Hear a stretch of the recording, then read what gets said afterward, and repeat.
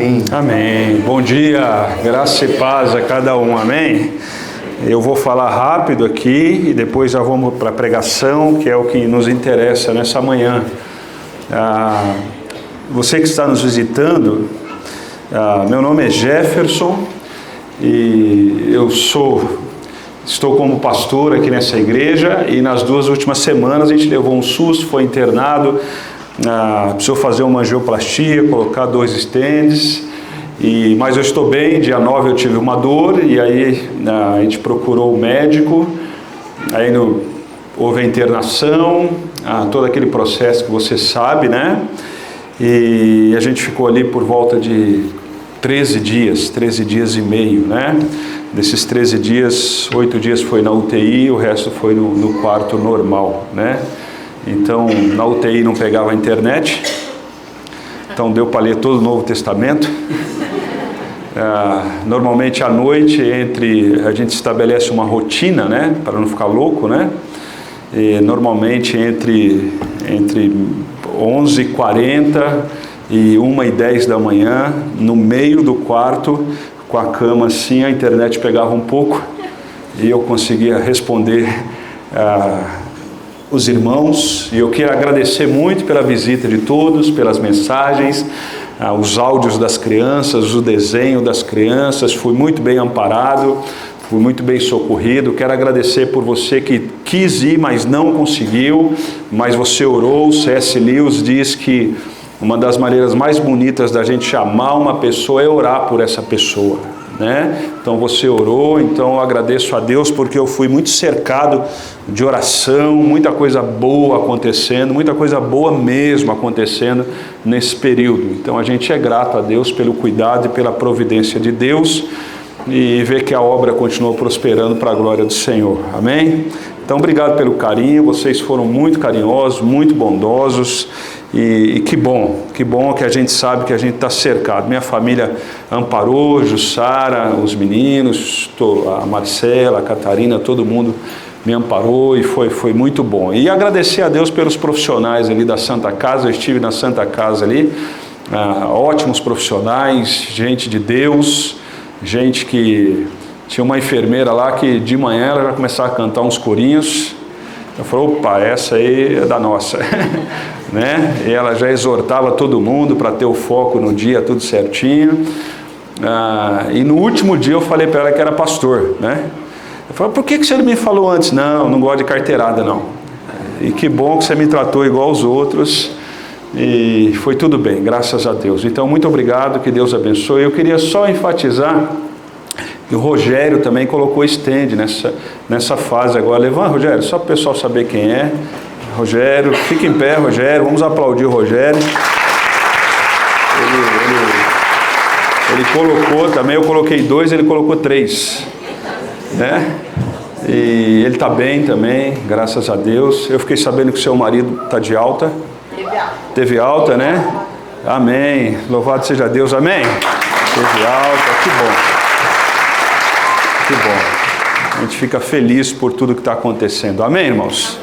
Amém. Que Deus te abençoe e que Deus derrame graça sobre a sua vida. Está grandão, né? As perninhas estão até fazendo dobrinha já. Assim que é gostoso. Que bom. Eu queria partilhar nesse último domingo com vocês sobre o que pode nos impulsionar em 2026. O nosso país, você lê os jornais, você ouve os jornais, eu confesso que eu fico muito desanimado. Você fica muito desanimado. Há uma brincadeira por aí no nosso país, que o nosso país tem uma saída, e a saída é o aeroporto. E há muita gente pensando nessa possibilidade, quando a gente olha o cenário político, econômico do país. Quando a gente olha o cenário religioso, uma certa tristeza também abate sobre nós. E como que a gente faz para calibrar a nossa visão? Como que a gente faz para viver nesse mundo que é jaz do maligno? Como que a gente faz para sobreviver nessa selva de pedra? E pensando um pouquinho, eu queria partilhar uma história de Paulo, mas eu queria começar por esse versículo. Nesse último domingo do ano, eu acho que a gente poderia gravar isso no nosso coração. A gente poderia calibrar a nossa a nossa lente, aquilo que é chamado como a nossa cosmovisão, a lente que a gente usa para enxergar a realidade. Como que a gente faz? Porque se a gente for olhar a nossa realidade a partir das notícias que a gente tem, a gente vai ficar desesperado. Se a gente olhar para o conselho do ímpio, a gente vai ficar desesperado. A gente vai ter alguns problemas. Paulo, no meio da mais severa tribulação de uma igreja, essa igreja é um fenômeno, a igreja de Tessalônica, porque ela começou em 3 semanas, foi Paulo 3 semanas, por 3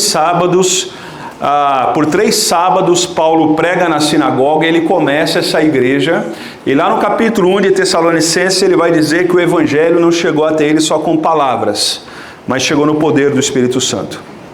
Essa igreja é um fenômeno, ela começa, de sorte que no capítulo 1 de Tessalonicenses, Paulo vai dizer que aquela igreja se tornou padrão para aqueles irmãos da Ásia e da Macedônia.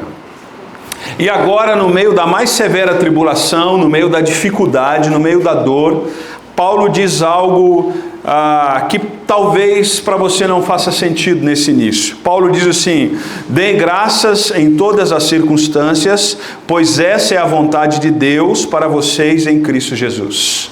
Se você puder ler comigo esse texto, por favor, leia, vamos lá. Dê graças em todas as circunstâncias, pois essa é a vontade de Deus para vocês em Cristo Jesus. Paulo vai dar uma ordem. E esse texto começa com uma ordem: deem graças, não é uma opção. Deem graças, deem graças. E Paulo vai dizer assim: deem graças não quando a coisa está boa, mas deem graças em todas as circunstâncias. Então, essa lente para enxergar a realidade, o que a gente vive, nós precisamos entender o que Deus tem para nós. Por quê? Porque há muita gente fazendo curso, pagando muito dinheiro por aí para pessoas para descobrir qual é a vontade de Deus. E aqui Paulo já coloca uma vontade de Deus clara para todos nós, para todos nós. E uma das vontades de Deus para nós é que no nosso coração tem a expressão de gratidão a Deus. Tem a expressão de gratidão. Tem a expressão de gratidão. Quando eu estava internado, eu defini algumas coisas na minha rotina, que eu sabia que ia ficar um pouco de tempo lá, né? Então eu defini, por exemplo, eu não ia tomar nenhuma decisão de promessa a Deus naquele momento. Sabe esses negócios? Vou sair de lá, vou fazer isso, vou fazer... Eu falei, não, calma, vamos fazer as coisas com discernimento. E aí eu comecei a fazer uma lista do tanto que era bênção estar naquele local, naquele momento. Parece loucura, né? Parece loucura, né? E eu comecei a elencar. Puxa, o ar-condicionado aqui é muito bom. E aí, rotina, né? E aí eu comecei a falar assim, os enfermeiros que Deus mandou, um melhor que o outro. Detalhe, eu estava no 2º mês da troca do plano de saúde. 2º mês acontece isso, não quero saber o que vai acontecer no 3º mês. Comece a elencar coisas boas que Deus está fazendo, bênçãos que Deus está dando. Então eu queria começar com algumas perguntas iniciais. Você se sente uma pessoa profundamente agradecida? Agradecida. Você quer ver? Vamos fazer um exercício aqui rápido. Eu não vou ficar fazendo isso o tempo inteiro, mas eu vou fazer esse exercício com os irmãos. Rapidinho, rápido. Uma coisa que você pode agradecer a Deus, vira para a pessoa do seu lado. Calma. Não vale, troquei de carro, viajei para a Europa, tá bom? Isso é legal. Se você trocou, me leve para ver o carro, deixa eu dar uma volta. Se você vai para a Europa, me leve também, tá bom? Mas não vamos focar nessas coisas. Assim, 2025, o que você pode falar que Deus fez em sua vida, além de coisas materiais? Você consegue? Então fala para quem está ao seu lado. Uma coisa. Não vai pedir nada. Uma coisa. Você entendeu?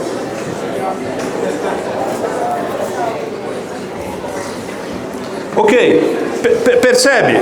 Então a lente não é o que a gente comprou, não é onde a gente foi. A lente é o seguinte: eu sou uma pessoa profundamente agradecida por Deus. Tá calor, não tá? Tá calor. Tá bem calor, não tá? Quando eu entrei aqui, eu lembrei de 12 de janeiro de 2025. O Blue, cadê o Blue? Tá aqui? Igual um maluco, com um balde na mão, cheio de gelo, distribuindo água para o povo no meio do culto. As irmãs todas chique no culto, com os vestidos cheios de carrapicho, por causa do estacionamento que a gente conseguiu. A gente não sabia que o mato estava alto, lembra disso? Hoje onde nós estamos? Ar-condicionado, cadeira almofadada, estacionamento interno, sua perna não tem carrapicho. Você está entendendo? Dêem graças. Você se sente uma pessoa profundamente agradecida por Deus? Tem coisa difícil que acontece na nossa vida? Tem. Tem dificuldade? Tem. E nós não vamos fechar os olhos para isso. Nós não vamos negar o fato de que nós temos lutas, nós temos dificuldades, e que tem momento, irmão, você não vai falar, mas eu vou falar, eu vou ser seu porta-voz. Tem momento que a gente pede assim: Deus, volta logo, porque eu não aguento mais. Em outras palavras, Senhor, eu quero encontrar com o Senhor logo, porque está muito difícil esse negócio aqui. Mas diante dessa realidade, você se sente uma pessoa agradecida? Segundo, você tem o hábito de agradecer de forma objetiva aqueles que te favoreceram? Por exemplo, 2025 teve gente que nos abençoou, e você sabe o nome, você sabe o Instagram da pessoa, você sabe onde ela mora, você sabe tudo da pessoa. Vai lá e agradece essa pessoa. Ah, mas se eu agradecer ela vai ficar mascarada. Não vai. Não vai. Tem gente que me abençoou. E uma coisa eu aprendi desde criança: não perca a oportunidade de agradecer pessoas que te abençoam. Amém? A gente precisa ter esse hábito. A gente precisa ter o hábito de reconhecer as pessoas que nos abençoam. Ah, mas se eu falar publicamente que fulano me abençoou, a pessoa vai ficar orgulhosa. Meu, é problema dela. Ficar orgulhoso é problema dela. A sua questão, sabe o que eu quero? Agradecer o fato de que Deus usou aquela pessoa para te abençoar naquele momento específico. Nós precisamos dar nome aos bois. Nós precisamos reconhecer isso. Você tem permitido que a gratidão torne torne alguém mais generoso e solidário? Sabe, uma das coisas que a religião faz com a gente é tornar a gente mais ácido. Eu conheço gente que fala assim: ah, eu olho para a pessoa e só de bater o olho na pessoa eu já sei que a pessoa é. Eu falo, quarta pessoa da Trindade. Sabe, eu e você vamos ter dificuldade. O tempo vai passar, e deixa eu dizer uma coisa: em 2026 a gente vai ter dificuldade. Mas as dificuldades devem nos quebrantar e não nos deixar pessoas azedas. A idade vai chegar. O tempo vai passar. E nós precisamos envelhecer e sermos pessoas mais dóceis, mais maleáveis, abre aspas, mais gente boa. Os problemas que a gente tem não devem nos tornar pessoas mais azedas. Muito pelo contrário, a dificuldade que a gente enfrenta na vida, enfrenta para que a gente possa ser semelhante a Jesus e sermos pessoas mais generosas, mais amorosas, porque esse é o Evangelho de Jesus. O Evangelho nos faz ser pessoas generosas. O Evangelho nos faz ser pessoas que amam cada vez mais. Lembra na ceia, quando o Senhor disse, depois que ele foi traído, ele tomou o pão e partiu, e deu o quê? Graças. E naquela mesa estava o tal de Judas. E no meio da trairagem, sabe o que Jesus fez? Ele deu graças. Ele deu graças. Mas esse negócio de generosidade, ele não é tão normal para mim e para você. A gente precisa aprender esse negócio. Um grupo de antropólogos fez uma pesquisa em várias etnias, várias línguas do mundo, e eles disseram o seguinte: existe uma tribo no Equador que não existe palavras para expressar obrigado ou gratidão. Não existe a palavra que expressa isso. Já pensou uma tribo?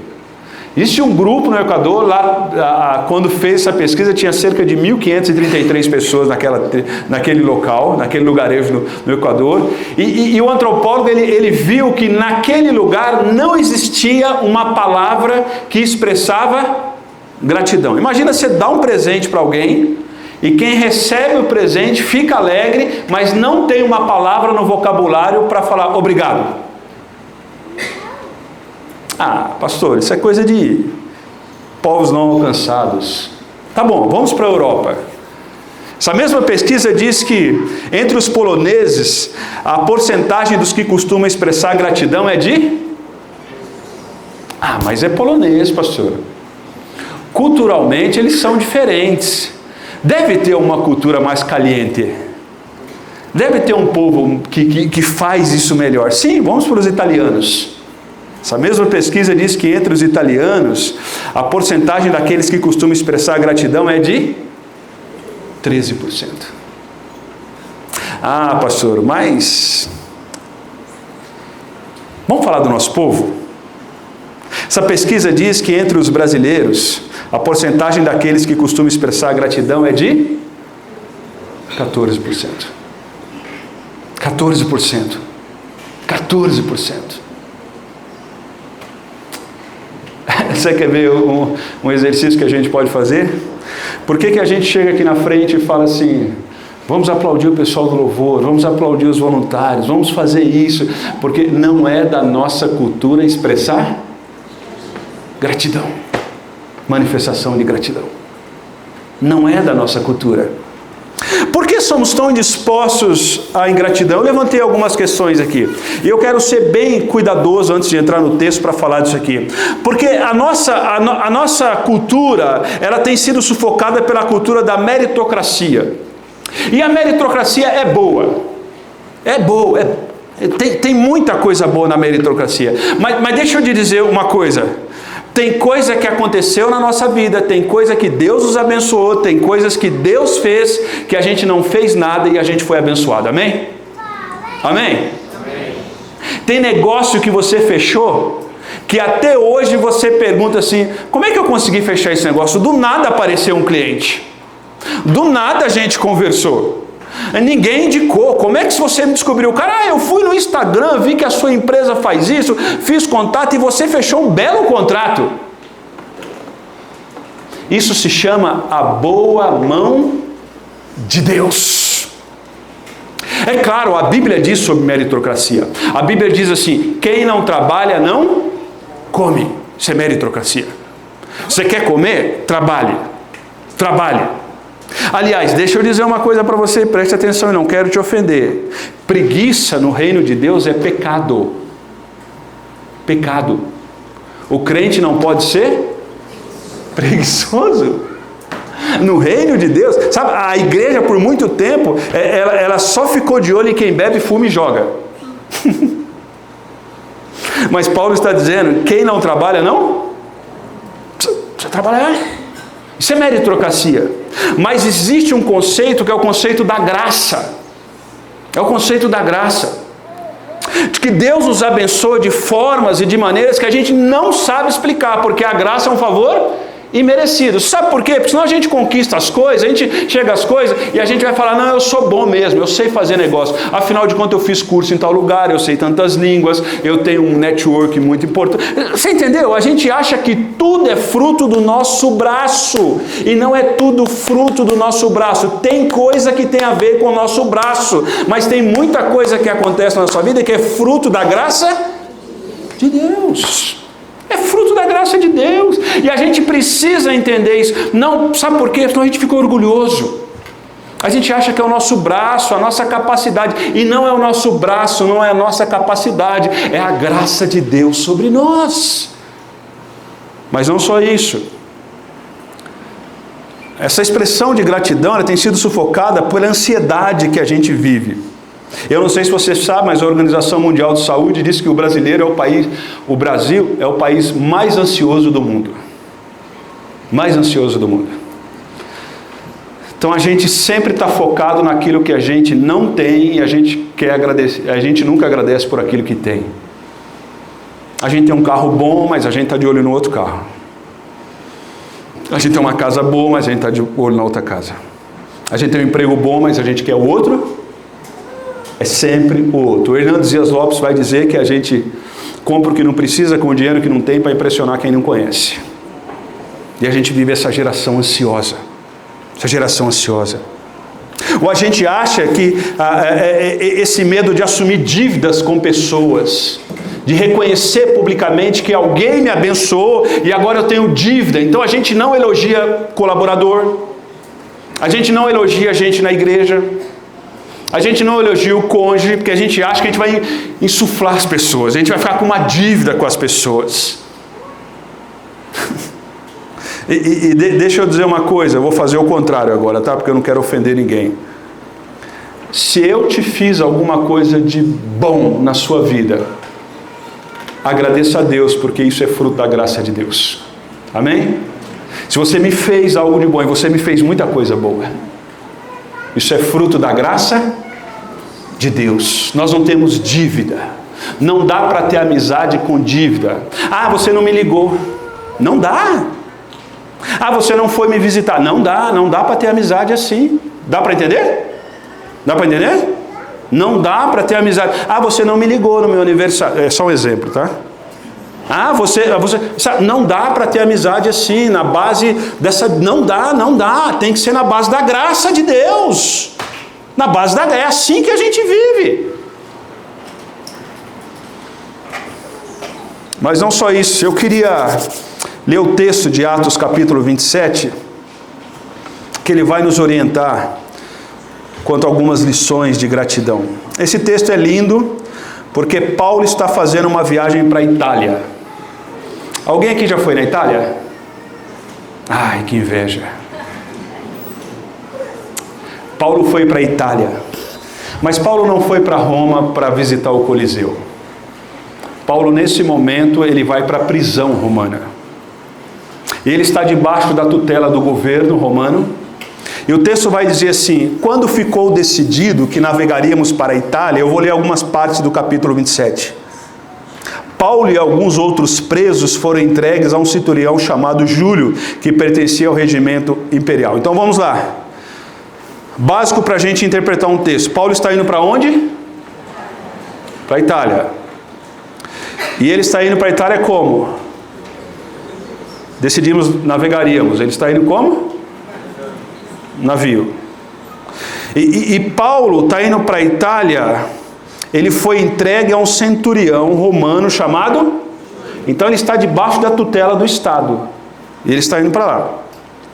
E o texto vai continuar dizendo o seguinte: embarcamos um navio adramítico que estava de partida para alguns lugares da província da Ásia, e saímos do mar, estando conosco Aristarco, um macedônio de Tessalônica.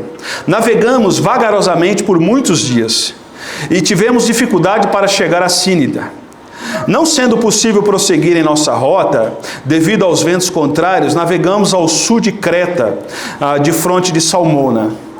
Costeamos a ilha com dificuldade e chegamos a um lugar chamado Bons Portos, perto da cidade de Laceia.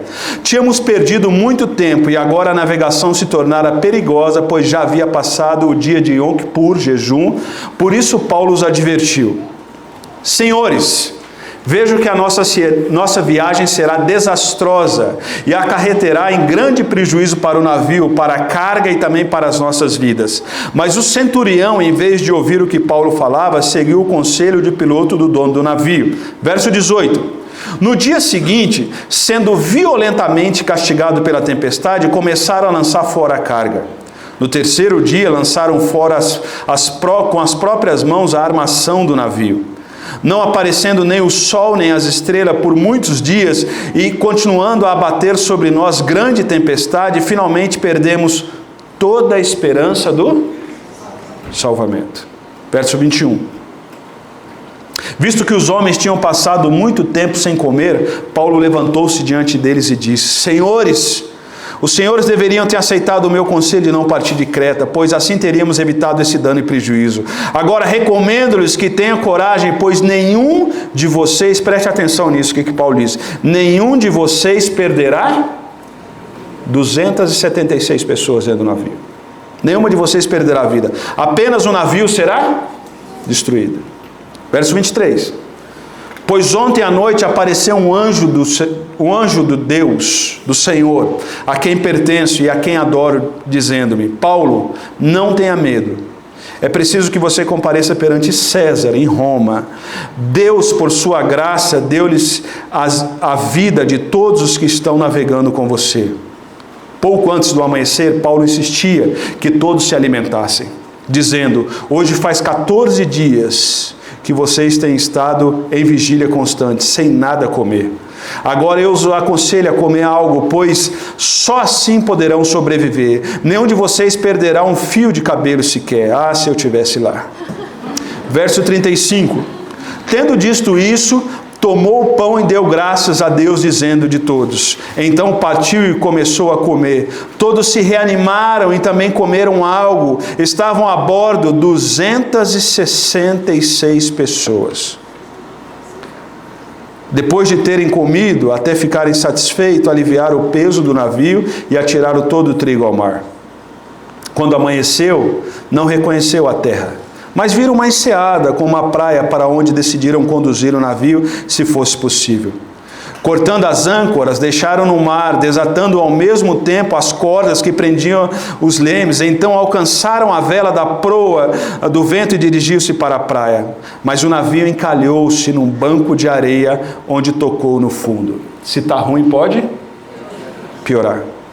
A proa encravou e ficou imóvel, e a popa foi quebrada pela violência das ondas. Os soldados resolveram matar os presos para impedir que alguns deles fugissem, jogando-se ao mar. Mas o centurião queria poupar a vida de Paulo e os impediu de executar o plano. Então ordenou aos que sabiam nadar que se lançassem primeiro ao mar na direção da terra. Os outros teriam que salvar-se em tábuas ou em pedaços de navio. Dessa forma todos chegaram a salvo em terra. Esse é um texto do que deveria ser uma simples viagem. E aquela simples viagem para comparecer até César, sendo preso Paulo, se transforma numa catástrofe. Agora tem frases nesse texto que ilustram perfeitamente o sofrimento enfrentado por aquelas pessoas. Por exemplo, verso 7. Não sendo possível prosseguir em nossa reta por causa dos ventos contrários. Vento contrário. Paulo não tinha feito nada de errado. Sabe, quando a gente passa uma situação difícil na vida, ou de enfermidade, ou de luta, algumas coisas, a gente fala assim: será que eu estou fazendo alguma coisa errada? O que eu preciso corrigir? O texto não aponta Paulo fazendo nada errado. Mas mesmo ele andando no centro da vontade de Deus, os ventos eram contrários. Eu e você tivemos ventos contrários em 2025. Possivelmente nós vamos ter ventos contrários em 2026. São coisas que a gente não gostaria que acontecesse, e acontece na minha e na sua vida. Isso é fato. Isso é fato. Na vida de Paulo tinha ventos contrários. Outra frase que ilustra o sofrimento enfrentado por aqueles: Paulo os advertiu: senhores, vejo que a nossa viagem será desastrosa e acarreterá em grande... Será que Paulo é profeta da desgraça? Não, ele não é profeta da desgraça, ele está alertando aquelas pessoas. A nossa viagem nós vamos ter problema. Mas não só isso, a tempestade continuava a bater-se sobre nós e finalmente perdemos toda a esperança de nos salvar. Eu não sei se você assistiu esse filme, Mar em Fúria. São pescadores que eles saem para pescar em alto mar. E num determinado período, uma tempestade, ela chega violentamente àqueles pescadores. E quando chega, eles perdem o rádio e todo o sinal, toda a tecnologia que existia naquele rádio, naquele barco, eles perdem. E eles precisam fazer uma escolha. E no meio daquela escolha, eles fazem uma escolha errada. Eles vão para o olho da tempestade, sem perceber que estava indo para o olho da tempestade. E há uma cena nesse filme do Mar em Fúria, que eles estão no cais, que eles estão no porão do navio, e eles param e eles começam a olhar um para o outro, e tem aquele silêncio no filme, e é claro a cena, eles estão dizendo: nós não aguentamos mais, nós vamos entregar os pontos, nós vamos morrer aqui. É isso que Paulo está passando. Ele está dizendo assim: a gente perdeu a força. A gente não quer mais viver. Mas o que fez Paulo agradecer a Deus naquela circunstância onde por alguns segundos eles chegaram à conclusão que não compensava mais viver? Eu quero deixar alguns conselhos para vocês aqui e eu encerro dessa maneira. O primeiro dele, o que levou Paulo a agradecer a Deus naquelas circunstâncias, é a convicção de que Deus estava no controle. Amém? Amém? Então diga comigo: a convicção de que Deus... Agora diga assim: a convicção de que Deus está no controle da minha vida. É pena que por um gol do nosso time de futebol a gente fala mais empolgado.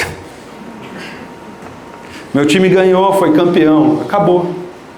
Os jogadores estão mais ricos, eu estou mais pobre, e a minha vida continua? Preste atenção. O que levou Paulo no meio da tempestade, naquela viagem para Roma, o navio acontece, o que está ruim piora, e ele fala e ninguém ouve ele, as pessoas seguem o próprio conselho, e ele está salvando vidas dentro daquele navio, e chega um ponto que ele fala: não dá mais, a gente está perdendo, a gente vai morrer nesse lugar. E o que faz Paulo? Preste atenção no verso 23 e 24, diz assim: ontem à noite apareceu um anjo do Deus, a quem o quê? A quem o quê? Pertenço. Deus é dono da minha vida. É isso que Paulo está dizendo. E se Deus é dono da minha vida, nada foge do controle soberano de Deus na minha vida. Então não existe desgraça na minha vida. Não existe desgraça na sua vida. Por mais duro que seja, por mais situações que eu e você vivamos, que a gente fala assim: a gente perdeu a razão de viver. Eu gosto muito de uma música do Marcos Almeida, que ele vai dizer o seguinte: toda dor é por enquanto. Toda dor é por enquanto. E eu queria fazer um alerta para você. E essa alerta é uma crítica pastoral, mas com muito cuidado. Muito cuidado com os movimentos que estão surgindo. Ufanista, de decretar sobre vocês palavras que Deus não deu, de que não vai dar nada errado. Cuidado. Sabe, algumas palavras na nossa cultura, elas perderam o sentido. Na política, não é só na política, é na religião também. Sabe o que eu profetizo sobre a sua vida? É que Deus está no controle de qualquer circunstância. Sabe esse negócio? Eu profetizo sobre a sua vida que vai dar certo. Eu profetizo. Você não precisa profetizar sobre a minha vida que vai dar certo. A minha vida já deu certo. Sabe por quê? Ontem à noite apareceu um anjo de Deus a quem? A quem pertence na minha e na sua vida. Amém? Amém? Cuidado. Cuidado com o canto da sereia. Cuidado com coisas que estão sendo faladas. Guarda o seu coração. Deixa eu dizer para você, a sua vida já deu certo. Sabe por quê? Eu sei a quem pertenço. E não só isso, Paulo vai dizer: eu posso ter tranquilidade no meio da tempestade, no meio da dor severa, no meio daquele sentimento de esperança que não compensa mais viver, no meio de todas essas adversidades. Paulo vai dizer assim: o meu coração se acalma no Senhor, a convicção de que Deus está no controle. Sabe por quê? Eu sei a quem eu pertenço. É isso. E essa questão da nossa identidade é muito importante. Porque quando a gente sabe a quem a gente pertence, a gente sabe quem é o nosso Pai. E se a gente sabe quem é o nosso Pai, a gente não vai passar perrengue, porque a gente sabe que o nosso Pai, Ele cuida de nós. Por isso o salmista vai dizer: o Senhor é o meu pastor, então eu não tenho falta de nada. Eu já contei essa história, eu posso contar de novo para os irmãos. Meus filhos eram pequenos, a gente vai buscar eles na escola. E tinha uma criança da igreja. E eu atrasei naquele dia, eu nunca tinha atrasado. Em 7 anos de buscá-lo na escola, eu nunca cheguei no horário um dia. Sempre atrasado. E aquela criança, eu já estava bem atrasado, e eu falei para a criança: quer que eu te leve? O pastor te leva, quer que eu ligue para o seu pai? A criança disse para mim: não, pastor, muito obrigado, meu pai veio me buscar. E eu insisti: você não quer mesmo que eu te leve? Não, pastor, meu pai veio me buscar. E na terceira vez, aquela criança, muito equilibrada, ela disse para mim: pastor, você não entendeu? Eu já falei para o senhor, o meu pai vem. O nosso pai um dia virá nos buscar. E vem sempre gente querendo nos dar carona. Mas sabe que o nosso pai vai nos buscar. Deus está no controle. Eu não sei o que vai acontecer na sua vida em 2026. Eu não sei o que vai acontecer na minha vida em 2026. E eu nem quero saber. Mas eu quero dizer para você o seguinte. Eu digo para você com toda a convicção: Deus está no controle da minha e da sua vida. Sabe os seus negócios? Se alguma coisa não der certo, Deus continuará não vai faltar nada para a sua família. Ah, o governo vai taxar, o governo vai fazer isso, o governo vai... Irmão, desde 1500 o governo no Brasil só taxa. Desde 1500. Mas o governo não taxa a graça de Deus sobre a minha vida. O governo não taxa a misericórdia de Deus sobre a minha vida. O governo não tem poder de taxar a boa mão de Deus na minha e na sua vida. É Deus quem governa a nossa vida. Paulo teve essa convicção. E nós precisamos ter essa convicção se a gente quiser sobreviver em 2026. A convicção de que Deus está no controle, de que nada pega Deus de surpresa. Mas há uma segunda convicção, que faz com que Paulo agradece. Então, 2026, eu queria sugerir para você o seguinte: Deus continuará no controle da minha e da sua vida. Apareceu um anjo, Paulo está dizendo, um anjo de Deus, a quem eu pertenço e a quem eu sirvo. A quem eu sirvo. Segunda coisa que levou Paulo a agradecer a Deus naquela circunstância: a existência de bons motivos apesar da tempestade. Verso 35 vai dizer o seguinte: tendo dito isso, tomou o pão e deu graças a Deus diante de... No meio da tempestade, eles pegam o pão e eles dão graças. No meio da dificuldade, no meio da dor, eles conseguem entender a providência de Deus num pão, numa comida básica para eles. Depois eles vão jogar tudo fora, porque naquela tempestade precisava diminuir o peso do navio. Mas no meio de toda aquela luta e dificuldade, apesar daquilo, eles pegam um pão e dão graças a Deus. Você consegue enxergar a providência de Deus em detalhes da sua vida? É interessante que ele fala pão, porque o próprio Jesus se identifica como o pão da vida. E quem come desse pão da vida jamais terá fome, a Bíblia vai dizer. Jesus é o próprio pão. Jesus é o próprio pão. De alguma maneira aqui a gente pode entender que quem tem Jesus não está entregue às circunstâncias. Ele tem tudo para passar pela tempestade com ações de graças a Deus. Mas a terceira coisa que Paulo fala, e a gente caminha aqui, é uma nova disposição para com a vida. Olha o que o texto diz, versículo 36 e 37, se você puder ler comigo, leia por favor. Todos comeram algo e depois de comer algo ficou alegre. É isso que o texto diz? Eles ficaram alegres quando? antes de comerem. Antes da bênção chegar, eles já estavam o quê? Alegres. E isso é uma chave nesse texto. Porque antes da providência chegar, eles condicionaram o seu coração e a sua mente a se reanimar naquele que é o pão da vida. E isso é uma chave para mim e para você. Sabe por quê? A gente fica esperando a bênção chegar para ficar alegre. E o texto está dizendo que eles ficaram alegres antes da bênção chegar.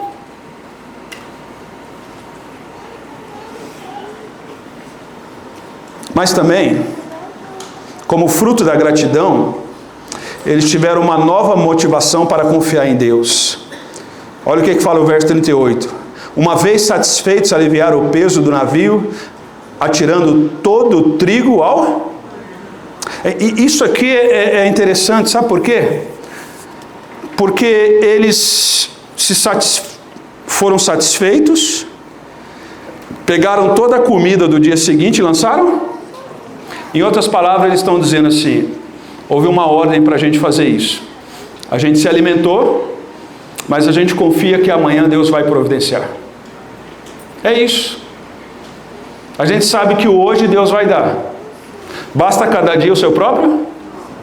A graça do Senhor é suficiente para o dia? Para o dia de hoje. E de vez em quando Deus nos mostra isso de maneira muito, muito amorosa, graciosa. Domingo passado eu estava louco para estar no culto. Aí eu ficava assim: como é que está o estacionamento?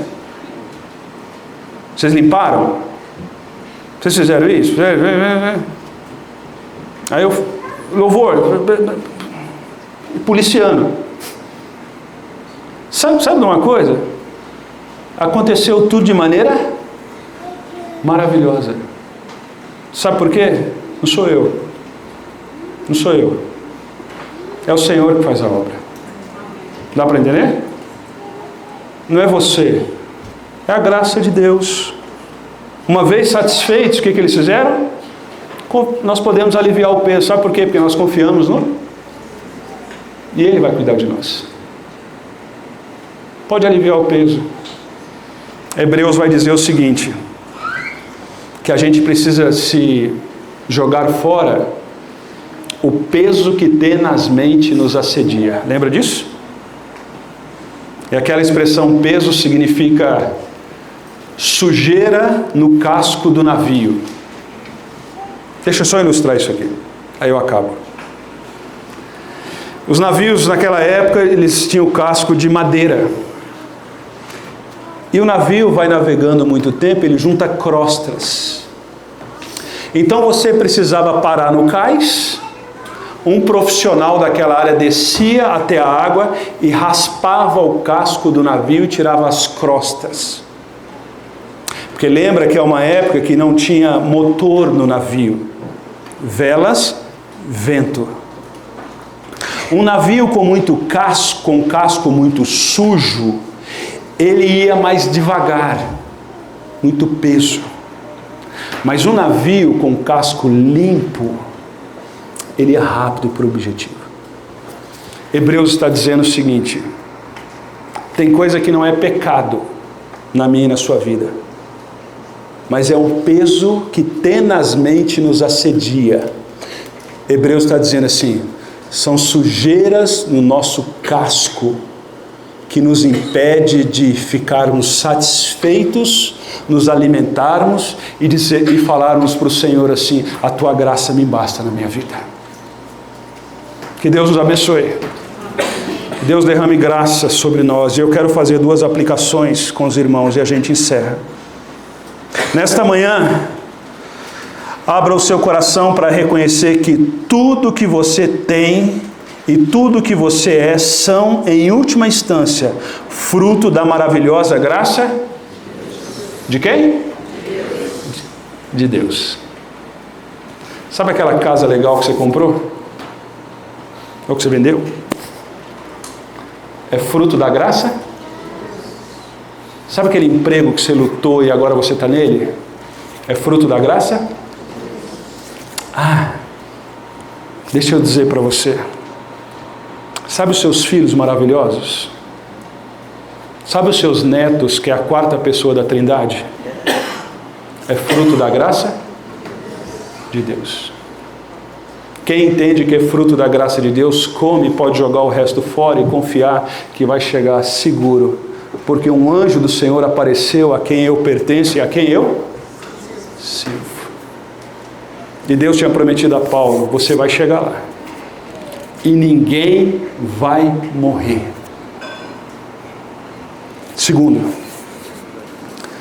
não permita que o sofrimento sufoque a sua.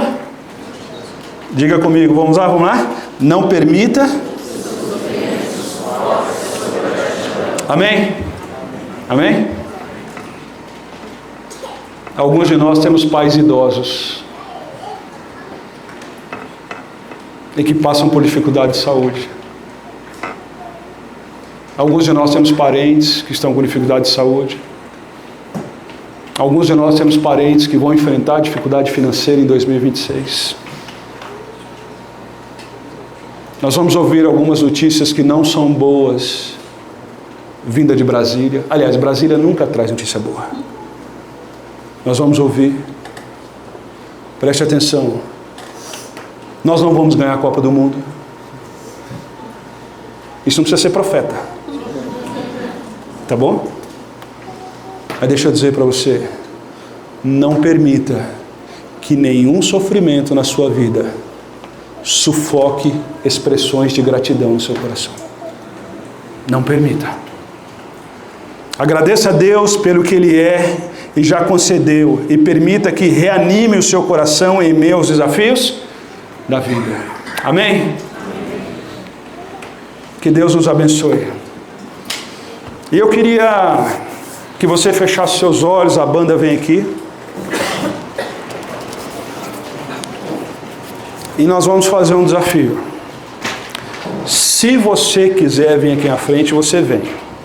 Se você quiser se ajoelhar onde você está, se ajoelhe. E aí lembra que eu disse para você, a gente não pode ser precipitado em fazer votos. A gente precisa entender bem o que a gente está fazendo diante de Deus.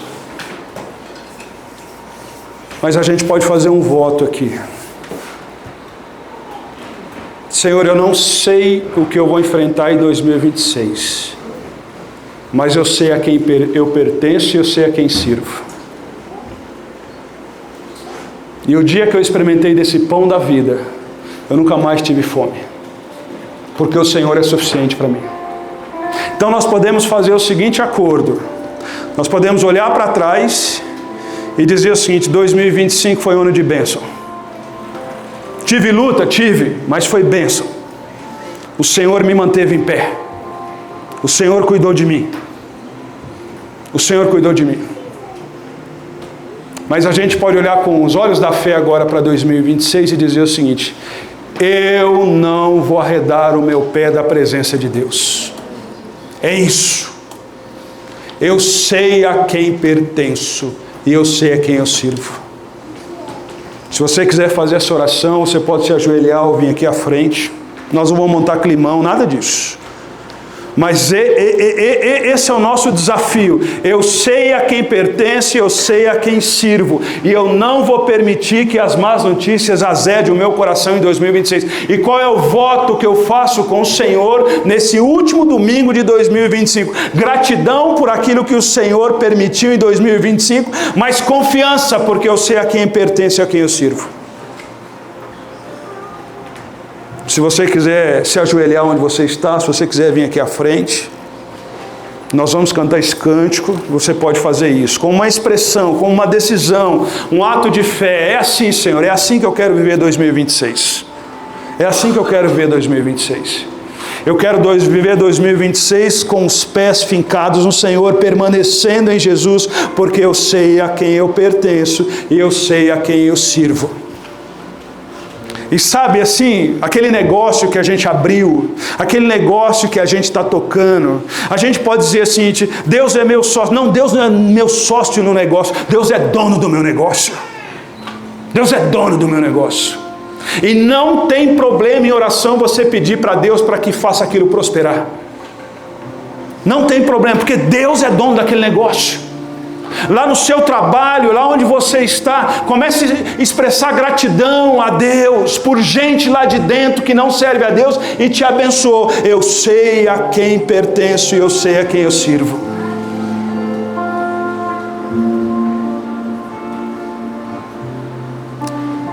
Você não faz ideia do que Deus pode fazer numa igreja onde o povo brota gratidão nos seus lábios. Você não faz ideia do que Deus pode fazer no seu negócio, no seu ambiente de serviço, onde tem gratidão nos lábios, onde todo mundo chega para murmurar e você faz diferente. Você faz diferente. Onde todo mundo só reclama e você faz diferente. Não é porque a tua vida é mais fácil do que a vida deles, é porque você sabe a quem você pertence e você sabe a quem você serve. É assim que a gente tem que viver. É assim que a gente tem que viver. E quando a gente vive assim, por mais que a gente enfrenta a tempestade, a gente vai chegar em Roma e vai comparecer perante César e vai testemunhar do Evangelho de Jesus. É assim. É assim. Vamos cantar ao Senhor. Fique em oração enquanto a gente canta. Se você quiser se prostrar diante do Senhor, a gente vai dizer: o Senhor é exaltado, Senhor. O Senhor é exaltado. O Senhor é exaltado na minha vida. E a gente vai fazer dessa canção a nossa oração.